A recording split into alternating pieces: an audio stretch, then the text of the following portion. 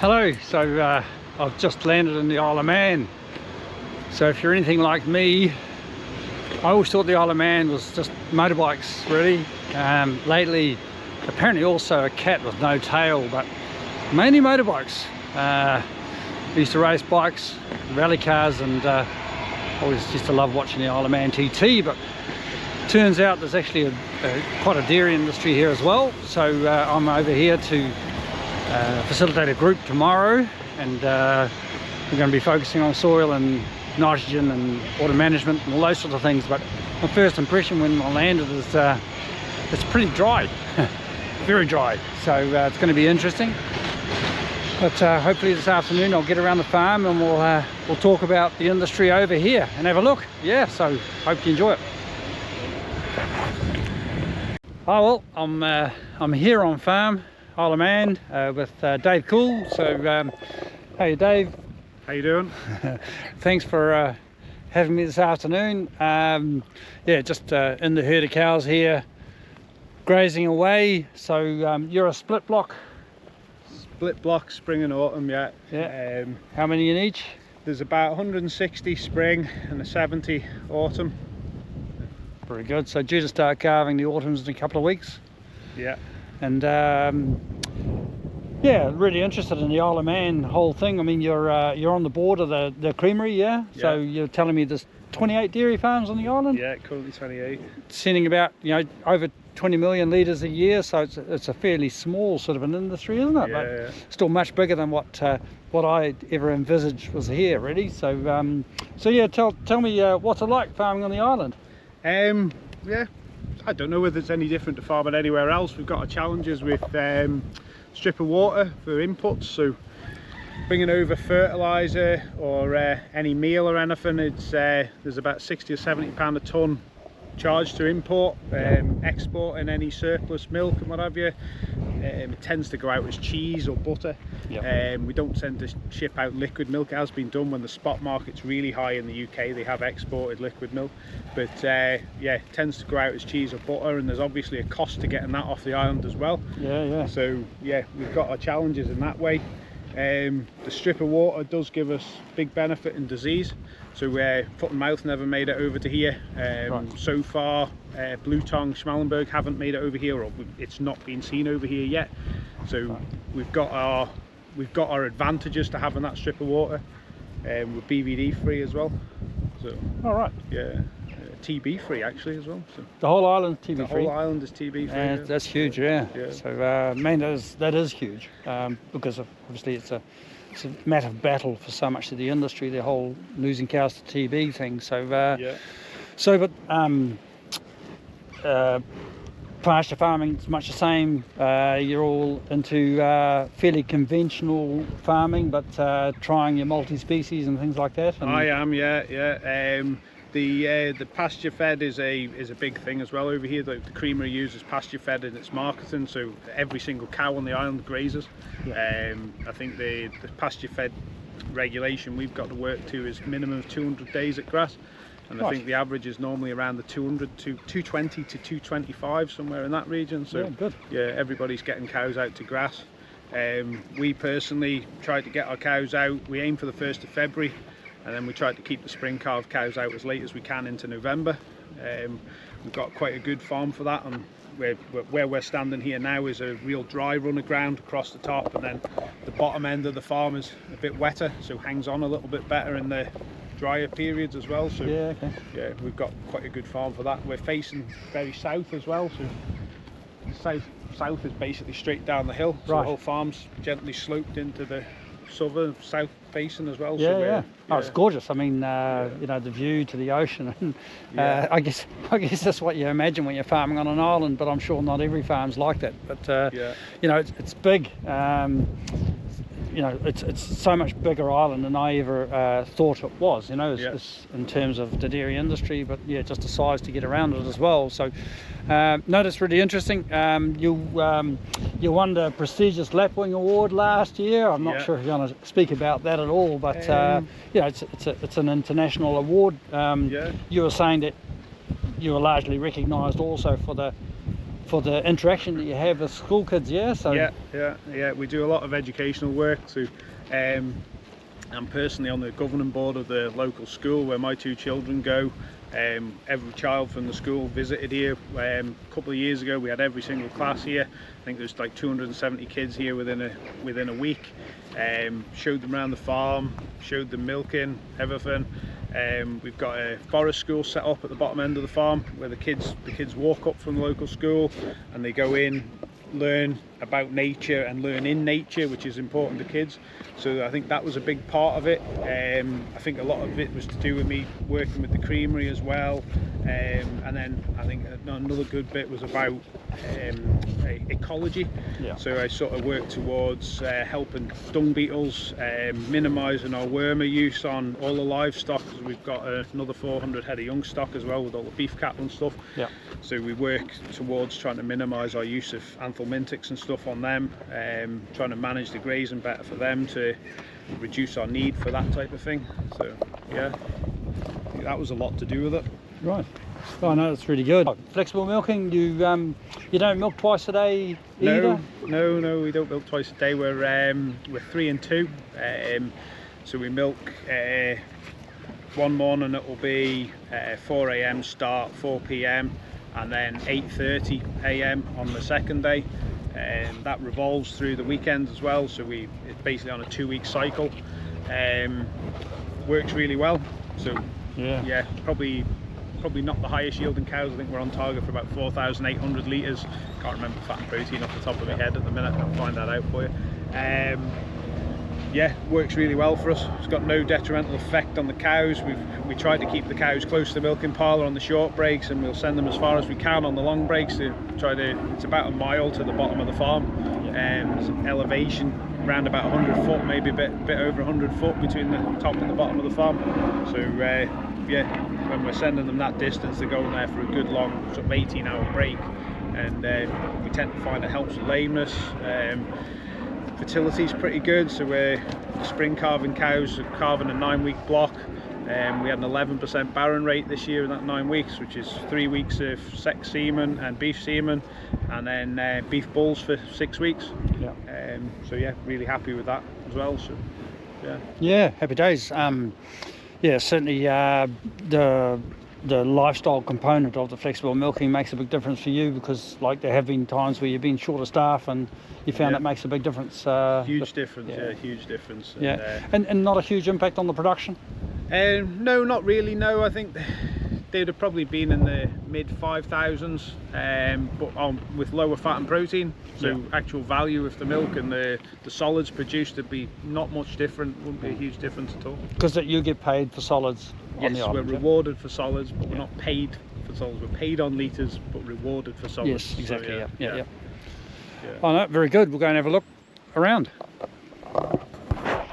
Yeah, you only converted to dairy in 2017. Yeah, we started milking in February 17. The cows we bought in or heifers we bought in calf started calving in early January. We were nowhere near finished. There was a mistake in the ordering and the rump rails didn't come, so that held us up for weeks. So we were milking cows in cattle crushers and dump buckets for nearly 6 weeks. We got up to 43 cows. It was taking 4.5 hours milking 3 cows at a time in cattle crushers. We were only milking them once a day. And then I think we moved into the parlour on the 17th of February.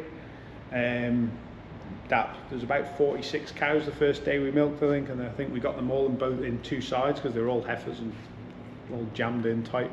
The parlour was put in as I tried to build as big as we could, as cheap as we could. So it's a 20-a-side swing over with flat rate feeders, so every cow's treated the same. There's enough room at the back to put another 5 units on, should we decide to do it. That'll be an uneven number then. You couldn't have that. No, it'd be an uneven number, so no. 24 maybe. Yeah, but it was done. It was built, as I say, to try and get as big. There's no milk meters or anything on it. There's ACRs, so it could be a 1-person parlour. Other than that, there was as little tech as possible to try to get as big as we could, as cheap as we could. Nice. Lovely matting. Yeah, that went down this year. Yeah. All right. Yeah, it's only gone down in January this year. How'd you find that? Big difference? We were having an issue with white line in the left feet, and it was basically turning, coming out. When the hoof trimmer was back here, he was complimenting that it wasn't an issue he was seeing now, and the only thing we've changed is this. Yeah. So, yeah, they seem to have gone down quite well. We fit them ourselves. Quite happy with how we got them in, actually. It was done between milkings one day, so yeah, well happy with them. How did the cows react the first time? Shocking. Yeah. I had the same in New Zealand, actually. Yeah. Yeah, they're all stood at the back at the first milk, and I was thinking, what the hell have I done here? Yeah. But yeah, Are you trying to kill us? Jumping onto it and all sorts. It is, yeah, you would wonder about them, wouldn't you? Wouldn't you? Yeah. But no, it seemed to work well. So we're looking for calves. So the calves are on multi-species, high entry covers, really, aren't they? And obviously leaving quite a residual as well. But there's a lot of clover in it. So I guess it's a saviour, is it? The clover is keeping the energy up into the calves. Yeah, the clover's a big help. They tend to. We got to high covers because we had really good growth. On these paddocks, so I think this is the third time it's been grazed. Yeah, so 50 kilos of 16. 100 kilos of an acre in early March, right, of 1616, right, and then it was cut for first cut, so mid-May, and then the calves were brought to here after they were weaned, and they've been rotated round. Five of these fields are all about 4 acres. They've been rotated around these, with started on just over a kilo a meal, and they're down to about 1/2 to 3/4 of a kilo a meal now. Yep. Just for a little bit of extra energy. And no fertiliser has gone on since that first application to grow the silage. Yeah. Yeah. We didn't even get slurry on it after the first cut due to the contractor couldn't make it. So. Right. Very good. Come on. Are these dairy calves or beef calves? Beef. Yeah, beef. All the dairy calves end up down at the other farm. The first calves born always end up down at my brother. Right. And then, we spooked them. Come on. Come on. They're all Angus. So this is a better cover than what they would have gone on to in the field they're in. Right. That's Like, lovely, isn't it? this is better quality or... Yes, that's a lower cover. They'd have gone into a higher cover where they are, which was obviously more stemmy and... Yeah. This is rocket fuel. This is great, isn't it? So they're coming in here next, yeah.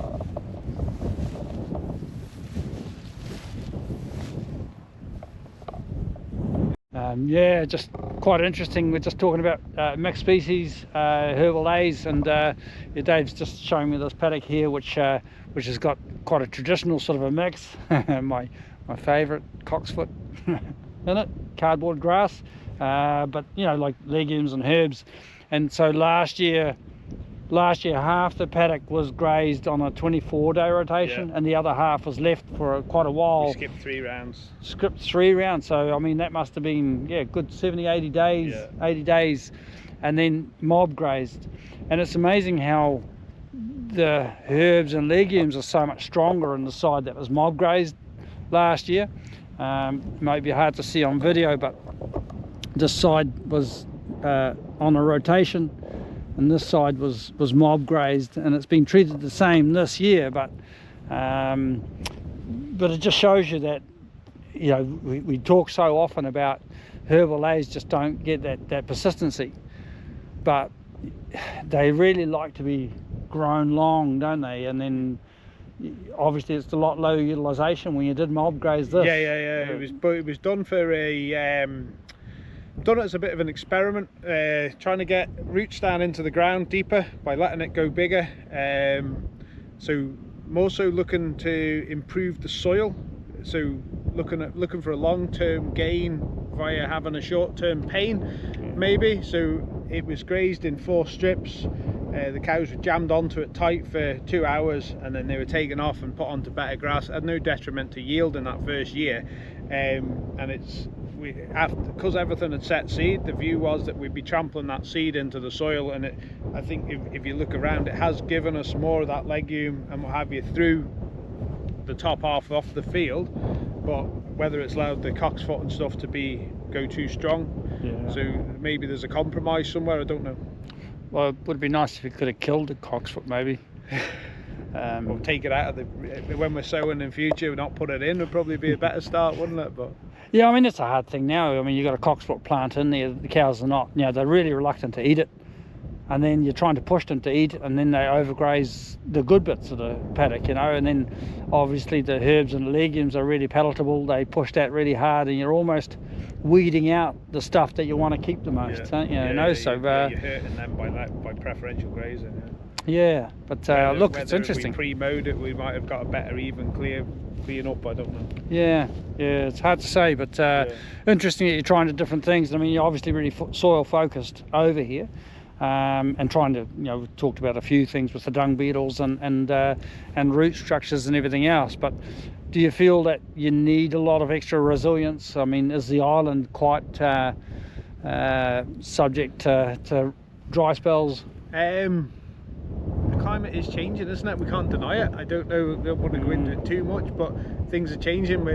If we can get these pastures with a deeper rooting and better rooting structure, I think it's going to help us in wet and dry spells. So it's going to allow us better stock carrying capacity earlier in the year and later in the year, and dry spell resilience, allow us to keep growing through them dry spells. Is the way I look at it. And we were on a traditional sort of, it's probably the Kiwi system, isn't it, of 3,000 kilo of ryegrass and white clover, grazing it down to 1,500, and then letting it grow again. And if we did get any sort of dry spell, the whole farm would be brown by now. After the dry weather we've had this year, the whole farm would be brown. Well, the airport must be all ryegrass and clover, because the airport was brown. Yeah, the airport was brown. Like, it's remarkably green here, and we're only, I mean, we can see the tower of the airport from here, so we're only a couple of miles away, really, and it's currently, I think the grazing platform's stocked at 3.16 at the minute, 3.16 a hectare. So it's not massively overstocked. We have got them dry cows, the autumn cows dried off. They were dried off on the 23rd of July, so we were stocked at nearer 5 cows up till then. So right. 3.2 is certainly a lot easier to cope with than 5. Yes. Oh no, it looks really good. It looks been really interesting, and thanks for showing me around. It's certainly interesting to see farms in different parts of the world, and Isle of Man is somewhere I hadn't been before, and appreciate your time. Hopefully we'll get to see a few more farms, and obviously discussion group tomorrow. There'll be are most farmers in the island in the discussion group, or? It's just under 50%, I think. Okay, 16 or something. No, that's over 50. Around 50%. Yeah, good. So we might not all be there tomorrow, but No. Oh, we'll see. No, really good. Thank you very much. You're welcome. So back at the airport again, Isle of Man, heading back to Dublin today. Had a discussion group with about 20 people there. So out of only being 28 dairy farms on the island, it was a great turnout with farmers and staff, and some great discussions. It was really interesting. Saw some mixed species, an organic situation there on farm today, and it was really interesting, and it's been a really interesting trip.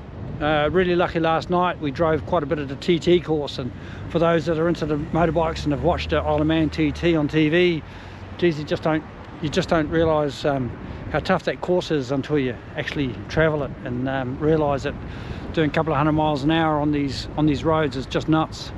So it's been really good, great experience, and really appreciate the hosts and the welcome that I've had, so and asked to come back again, so that's all really good. I think TT week is the next time I'll be back here, because itching to see it. There was actually GP racing on last night as well, TT in May I think be the next trip, so looking forward to that. Thanks for watching.